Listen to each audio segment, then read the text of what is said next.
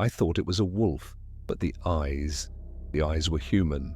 You know that feeling when something stares at you in the dark and you sense you shouldn't be there? That the silence isn't just the sound of the night, but of something watching you. That's how it was on that freezing dawn in the New Mexico desert. I gripped the rifle, my heart pounding, and that creature was just a few feet away, standing still as if studying me.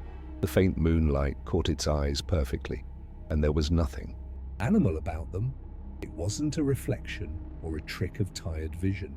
They were human eyes, frightened, sad, conscious. In that moment, I just shot. The sound echoed off the rocks and the wind seemed to carry my soul away with it. When I got close, what I saw, I could never explain. That's why I'm telling this story today.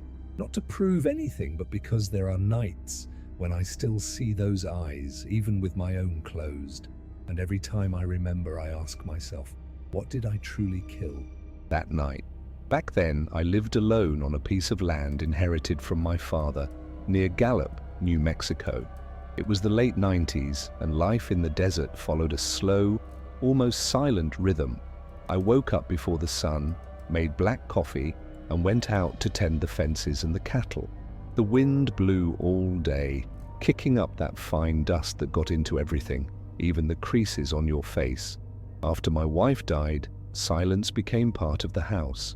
I learned to converse with sounds, the creak of the floorboards, the distant lowing, the groan of the water pump. Sometimes I left the radio on just to feel like someone was nearby, even if it was just a random voice talking politics or the weather forecast. Nights were harder. When the sun went down, the cold took over instantly, and the desert, which seemed infinite by day, felt small and constricted at night, full of shadows. I always locked the windows and kept the lamp lit until sleep finally won. It wasn't fear, it was habit. Out there, everyone respects the darkness. We know the desert has a life of its own, and sometimes what moves in the gloom isn't meant for a man to see. It was on one of those ordinary nights that I heard the first howl, long, drawn out, coming from the east. It sounded like a wolf, but there was something strange about it, a pause in the middle, as if running out of breath. I stayed quiet, trying to decipher the sound. I thought it might be a sick coyote, or maybe the wind playing tricks with the echo from the hills. The next morning, I found a dead sheep, its body twisted, but without clear bite marks. It was the kind of thing you try not to think too much about. I just buried it and got on with the day. But the howl returned the next night, and then again. After that second night, something changed in the air. It was as if the desert had held its breath. Even the sound of the wind seemed different, deeper, slower, as if echoing inside an invisible throat. During the day, the cattle were restless, and even the crows avoided landing near the fences. I tried not to dwell on it. In the desert, any change in temperature can make animals act strange. But deep down, I knew it wasn't just that.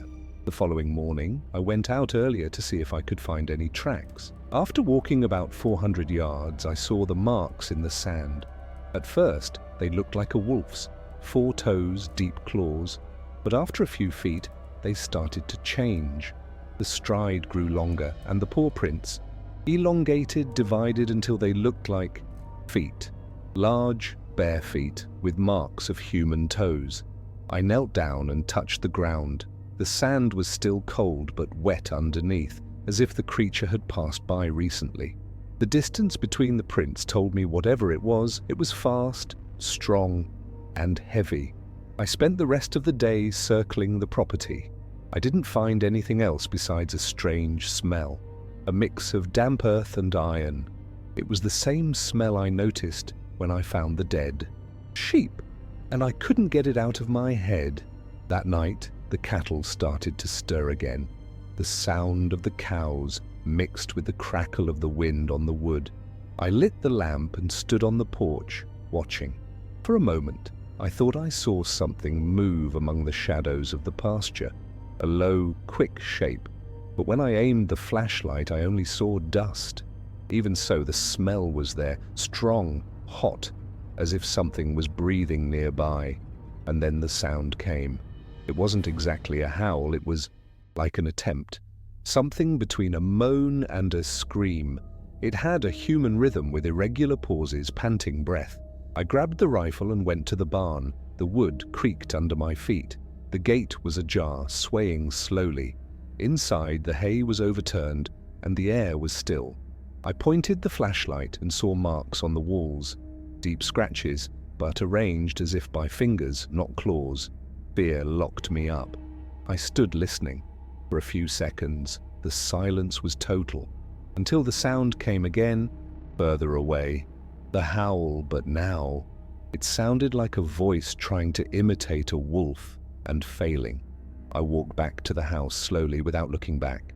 I locked the doors, wedged a chair against the frame, and sat in the kitchen, the rifle on my lap, waiting for dawn. That night, for the first time, the desert seemed to look back at me. The next few days were strange. Nothing actually happened, but the feeling of being watched never left me. I went out to fix fences and felt the air heavy, as if someone was following me a few feet away, invisible. When I stopped, the sound stopped too. When I turned, I saw nothing, just the wind moving the dry shrubs. On the fourth night, the howl returned, lower, almost a lament. It came so close it sounded like it was in the yard. I got out of bed, grabbed the rifle, and went to the window. The moon was high, illuminating the pasture in a pale, cold light. The cattle were still, all facing the same direction. And there, near the north fence, I saw the silhouette. It looked like a wolf, but the body was crooked, the neck too long, and the shoulders rose and fell as if it was breathing with effort. I watched for long seconds. It didn't run or move. It just stood there, staring back at me. And I swear, its eyes shone differently, as if reflecting the lamp inside the house. A yellowish glow, but with focus, with intent. I took a step back. The creature tilted its head the same way a person does when trying to understand someone. It was the most human gesture I had ever seen in an animal. The next morning, I found new marks in the dirt. The same mixed prints, half wolf, half man. But now they went back and forth, as if something had circled the house all night. In the following days, things got worse. I started hearing footsteps on the porch during the night, a light creak, like bare feet on dry wood. Once, I thought I saw the doorknob move slowly by itself, and when I checked, the smell was there again. Iron, dirt, and flesh. On the fifth night, the radio turned itself on. It was tuned to a station with no voice, just static. The sound filled the entire house, and in the middle of the noise, I swear I heard breathing. Slow, deep, as if someone was very close to the microphone. That's when I realized this thing knew I was alone. It knew where I slept, what I did, and that I was afraid. I didn't close my eyes that night. I leaned against the wall, the rifle on my lap, and the desert outside breathing with me, at a rhythm that no longer felt natural. And if you're listening to me until now, go ahead and leave a like, subscribe, and hit the bell, because what comes next was the moment when fear turned to flesh. After so many sleepless days, I started to think maybe it was all in my head. Loneliness does that to you. In the desert, silence weighs down, it folds, and before you know it, you're talking to the wind and thinking someone's answering. I spent the whole Saturday trying to rationalize it. I took the truck and went to town to buy ammunition and feed for the cattle. There, at a roadside market, I briefly mentioned a wolf prowling the ranch. The owner, a Navajo man named Elijah, grew serious. He asked if the creature had strange eyes. I laughed, said it must be my imagination. He didn't laugh. He just replied slowly, "Not everything that walks on four legs was born that way." That hammered in my head for the rest of the day. When I returned to the ranch, the sun was already setting. The color of the sky looked like rust, and the wind carried a hot, almost metallic smell. In that moment, I decided I was going to end it. I grabbed the rifle, loaded the barrel, and strapped the flashlight to the stock. I waited for night to fully fall. I sat on the porch, my ears alert, my heart beating like a distant drum. The sound came shortly after midnight, heavy footsteps in the pasture, then that broken howl, as if the creature was too close to disguise its voice. I got up and started following the marks. The moon helped. It was full, bright, casting everything in silver light. I walked about 300 meters to the end of the north fence. The smell was unbearable. And then I heard something, a whisper. It was low, hoarse, almost an attempted word. It sounded like, "Stop." I froze. No animal speaks, but that thing tried. I took 2 more steps and I saw the silhouette. The same crooked body, the same long neck, but now standing, upright. The legs were thin, bent the wrong way, and the face covered in remnants of skin and fur. The rifle trembled in my hands. Everything inside me screamed to run, but I stayed. I aimed and fired. The sound cut through the desert, echoing among the rocks. The body fell, but not in a natural way. It seemed to just collapse, as if it had lost control of its joints. I waited a few seconds, then started walking toward it, each step heavier than the last. It was time to find out what was truly haunting that ranch. It took me a while to get close. The sound of the shot was still echoing across the hills when I realized the wind had stopped. No insects, no rustling, just the crunch of my boot on the dry sand. The moon illuminated the fallen body about 10 meters away. It looked like a large wolf, too thin, its coat patchy in some spots. I approached slowly, the rifle still pointed. Its breathing was erratic, almost human, a sound between a cry and a cough. When I lowered the flashlight, the blood looked too dark, almost black. And then I saw the eyes. They weren't animal eyes, they were human eyes. Deep-set, tired, shining with pain, and they looked at me as if asking for help. For a moment I thought about backing away, but something made me stay. Maybe curiosity, maybe guilt. I touched the fur and felt the skin hot, too thin, like paper over flesh. The texture was wrong, irregular, as if something was trying to break out from inside. Then the body moved, slowly. A low sound escaped its throat, something that resembled my name. Thomas. The sound came out scratchy, hoarse, but that was it. It was my name. I dropped the rifle and took 2 steps back. The flashlight beam trembled in my hands. The body began to writhe, bones cracking loudly, a dry sound followed by deep breathing. The face, if it could still be called a face, folded in, the eyes sinking, the snout retracting as if the creature was shrinking back into itself. For an instant, I saw human teeth in the middle of it. Teeth and a tongue that was trying to form words. Help was what I understood. That sound cut through me like a knife. I screamed, not out of bravery, but out of pure despair. I fired again, then again. The flashlight fell. The light spun on the ground and the beam illuminated the body pulsating, dissolving, mixed with dust and blood.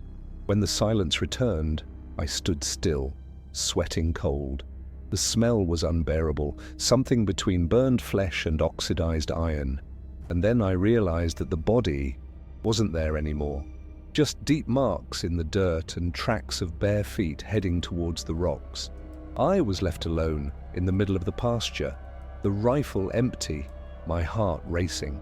The wind started blowing again, and in the middle of the sound, I swear I heard someone laughing, low, hoarse, human. After the shots, I don't remember the sequence clearly. I only remember the sound of the wind returning, strong, mixed with the ringing in my ears. I ran without looking back. The ground felt alive, each step sinking deeper than it should, as if the desert wanted to hold me. I stumbled into the house. I locked the door, shoved the dresser against it, and sat on the floor, the rifle still in my hands. I spent the night awake, my whole body shaking. Outside, the cattle were bellowing, and every now and then a sharper sound cut through the air, something that was neither a scream nor a howl. It was like a voice trying to disguise itself. When day broke, I left slowly. Everything seemed normal, but the silence was different, heavy. I went to the spot where the body should have been. Nothing. No blood, no fur, just footprints. And this time, they were human, bare footprints heading towards the ravine.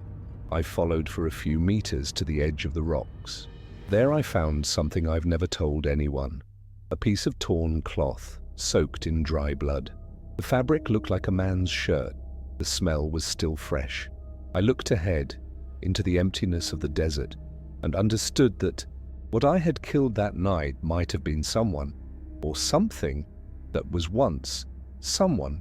I returned to the ranch, dropped the rifle, and sat on the porch for hours, staring at nothing. The sound of the wind seemed clearer, almost a breath. Sometimes I thought I heard my name, whispered from afar, carried through the rocks. In the following days, I started noticing small things. New footprints near the well. The fence open, but with no sign of a break-in. And one night, when I went to close the window, I saw two eyes reflecting the lamplight. They were standing outside, still at the same height as mine. They shone with a calm, almost sad light. Since then, I've never slept right. I sold the cattle, locked up the ranch, and left there. But even after so many years, sometimes I wake up in the middle of the night with that same smell. Iron, dirt, flesh.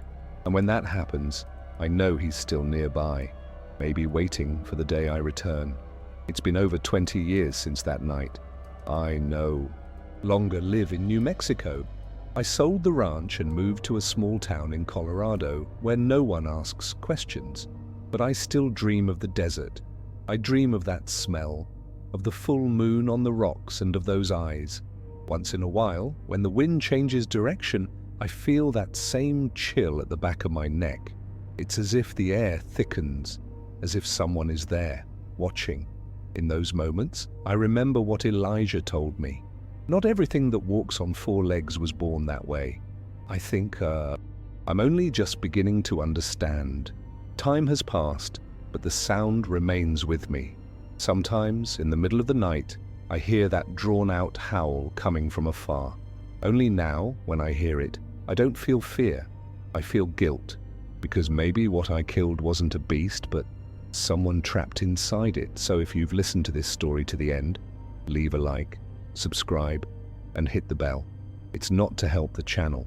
It's so we don't forget, because when we stop talking about what we've seen, those things come back, looking for those who still remember, and I remember every night.